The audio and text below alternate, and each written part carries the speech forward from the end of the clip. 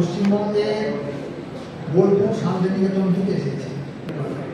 সেখানকার শিক্ষাতে শিশুদের শিক্ষার উপরই জোর বেশি দেওয়া হয়েছে, বিশেষ করে প্রকৃতির শিক্ষার সঙ্গে সংযুক্ত হতে, যাতে করে তারা তাদের যে অবজারভেশন ক্যাপাসিটি, তাদের যে নেচারের প্রতি যে তাদের অ্যাট্রাকশন, তারা সেটা যেন প্রকাশ করতে পারে, যেটা আমরা চাইছি। আমরা চাইছি শিশুদের অবজারভেশন ক্যাপাসিটিটা বাড়ানো আছে, তাতে আমি এইগুলোই তুলে ধরেছি।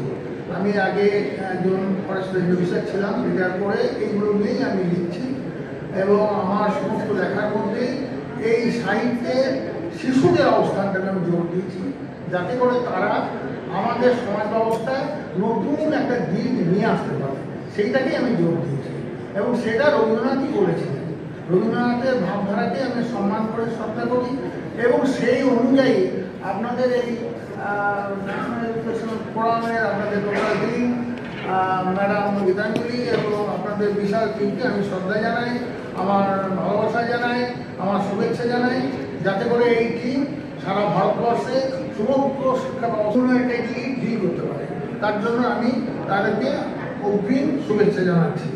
এছাড়াও আর একটা কথা আমি বলি, বিবেকানন্দ বলেছিলেন, education is a manifestation of perfection already in man. মানুষের মধ্যেই শিক্ষা আছে, সেই শিক্ষাটাই বার করে নিয়ে আসতে হবে। আমরা কোনো শিক্ষাকে তার ঘাড়ে চাপিয়ে দিতে পারি না, শিক্ষাটা যেন নিজে থেকেই আসতে পারে এবং সেই শিক্ষাটাই অ্যাকচুয়াল শিক্ষা, যেটা সমাজকে গড়বে। শুধু ডাক্তার ইঞ্জিনিয়ার নিয়ে তো গোটা সমাজ নয়, সমাজের শিক্ষা ব্যবস্থায় সকলেরই যোগ্যতা আছে এবং সকলের যোগ্যতাটাকেই বার করে নিয়ে আসাটাই আমাদের এই ন্যাশনাল এডুকেশন ফোরামের কাজ। এবং সেই জন্য ন্যাশনাল এডুকেশন ফোরামের কাছে আমি এই পুরস্কারকে আমি গৌরবান্বিত শুধু নই, আমি শ্রদ্ধা জানাই এই পুরস্কারকে, আপনাদের টিমকে এবং আপনাদের সমগ্র গীতাঞ্জলি ম্যাডাম সহ সকলকে।